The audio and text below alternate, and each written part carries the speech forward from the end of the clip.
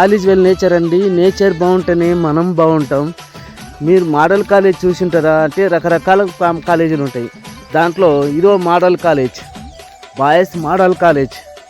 బాయ్సా girls అన్నట్టు నాకే అర్థమవుతుంది, ఎందుకంటే జుట్లు ఆ విధంగా ఉన్నాయి. ఈ జుట్లు పెంచడం ఈ కాలేజ్ యొక్క స్పెషాలిటీ అంట, ఈ కాలేజ్ యొక్క మోడల్ అంట. చూడండి ప్రతి ఒక్కరికి జుట్టు ఏ విధంగా ఉందో.